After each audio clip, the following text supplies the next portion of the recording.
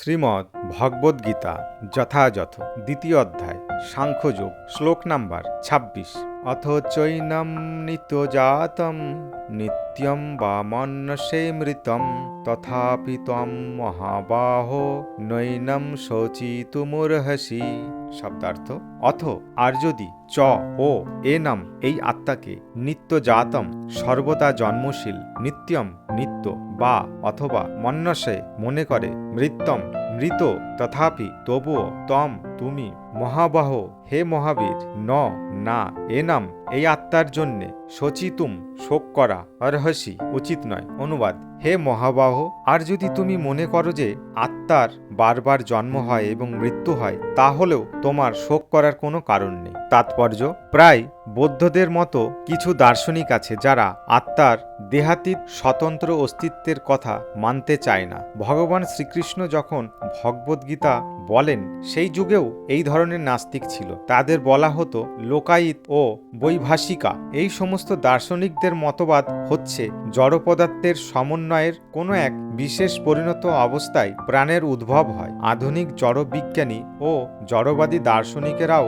এই মতবাদ পোষণ করে। তাদের মতে দেহটি হচ্ছে কতগুলি জড় উপাদানের সমন্বয় মাত্র এবং কোনো এক পর্যায়ে জড় উপাদান ও রাসায়নিক উপাদানের ক্রিয়া প্রক্রিয়ার ফলে প্রাণের লক্ষণ বিকশিত হয়। অ্যানথ্রোপোলজি বা নৃবিজ্ঞান এই মতবাদের ভিত্তিতে প্রচলিত হয়েছে। আধুনিক যুগে বিশেষ করে আমেরিকাতে এই মতবাদ ও বৌদ্ধ ধর্মের নিরস্বরবাদের ভিত্তির উপর অনেক নকল ধর্ম গজিয়ে ওঠে। বৈভাষিকা দার্শনিকদের মতো অর্জুন যদি আত্মার অস্তিত্বে অবিশ্বাস করতেন, তাহলেও তার শোক করার কোনো কারণ ছিল না। কিছু পরিমাণ রাসায়নিক পদার্থের বিনাশের জন্যে কেউ শোক করে না এবং তার কর্তব্য কর্ম থেকে বিরত হয় না। পক্ষান্তরে আধুনিক বিজ্ঞান ও বৈজ্ঞানিক যুদ্ধ বিগ্রহে শত্রু জয় করার উদ্দেশ্যে কত টন টন রাসায়নিক উপাদান তো নষ্ট হচ্ছে।